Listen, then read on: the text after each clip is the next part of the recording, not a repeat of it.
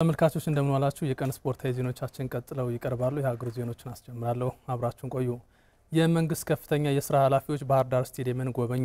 የህዝብ ተወካዮች ምክር ቤት የጤና ማህበራዊ ልማት ባህልና ስፖርት ጉዳዮች ቋሚ ኮሚቴ ሰብሳቢ የተከበሩ ወርቅ ሰሙ ማሙ እንዲሁም የባህልና ስፖርት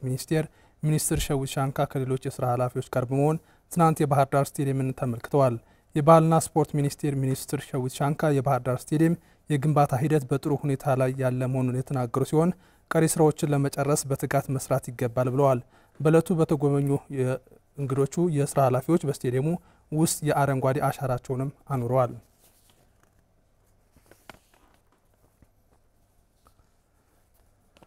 በዘንድሮ የኢትዮጵያ ፕሪሚየር ሊግ ሐዋሳ ከተማን ከነበረበት ውጤት ማጣት ያወጣው አሰልጣኝ ሙሉጌታ ምህረት ክለቡን ሲረከብ የነበረበት ደረጃ አስፈሪ ቢሆንም በተጫዋቾች የነበረኝ እምነት ክለቡን በውጤት ቀይረን ከመሪዎች መካከል ሆነን ማጠናቀቅ ችለናል ብሏል የክለቡ ደጋፊዎች የአሰልጣኝ ቡድን አባላት ክለቡ በውጤት እንዲታጀብ አድርጓል እርሱም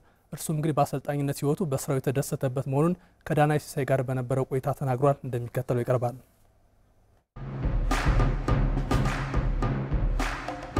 የኢትዮጵያ ፕሪሚየር ሊግ 14ኛ ሳምንትን ወደ ኋላ መለስ ብለን ስንመለከት በሊጉ በወጣት ተጫዋቾቹ ታግዞ ከክልል ክለቦች መካከል ደግሞ የዚሁ ሻምፒዮን የነበረው ሐዋሳ ከተማ እግር ኳስ ክለብ ሳይጠበቅ በታችኛው ግርጌ ላይ ተቀምጧል በዚህ ምክንያት የክለቡ ሰዎች ያልጠበቁት ሲሆን አሰልጣኝ ዘርአይ ሙሉን አሰናበቱ በዚህ ጊዜ ክለቡን ወደ ቀደመ ገናናነቱ እንዲመልስላቸው ደግሞ የቀድሞ ተጫዋቻቸውን ይሁንታ ማግኘት ፈልገዋል እርሱ ክለቡን ሲረከብም አስፈሪ ነበር ይላል ሙሉጌታ ምህረት ደረጃው ትንሽ ይከብዳል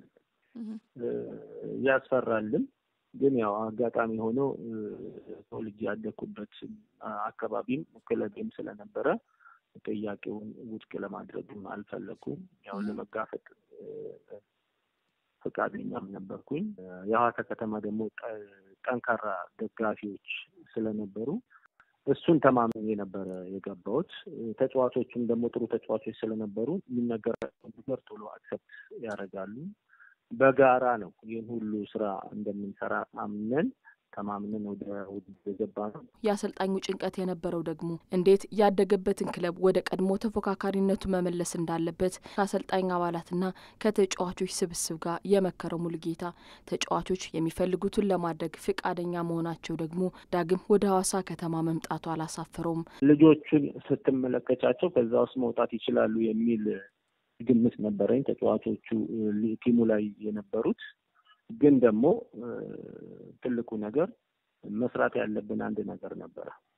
እሱ ምንድነው ሜንታሊ ልጆቹ ላይ መስራት ብቻ ነው ያላቸው ፐርፎርማንስ ጥሩ ነው በእያንዳንዱ ልጆች ስታያቸው የሚታዘዙትን ነገር በአግባቡ ተቀብለው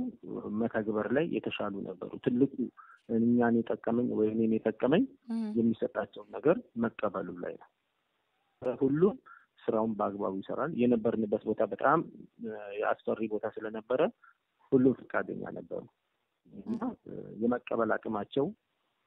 እኛን አግዞናል ተቀብለው ተግባራዊ ያደርጋሉ ሙሉጌታ ምህረት ሐዋሳ ከተማን ከተረከበም በኋላ በሚታይ መልኩ በስራ ሐዋሳ ከተማን ቀይሮታል እርሱ ክለቡን ከተረከበም በኋላ 10 ጨዋታዎችን አሸንፏል 5 ጨዋታ አቻ ሲወጣ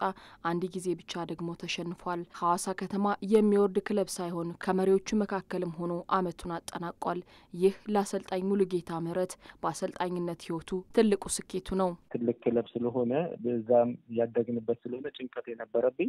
ቲሙን እናድነዋለን የሚል ነበረ እሱ ካለፈ በኋላ ግን እኛም ተጫዋቾችም ኮንፊደንስ ስለነበረን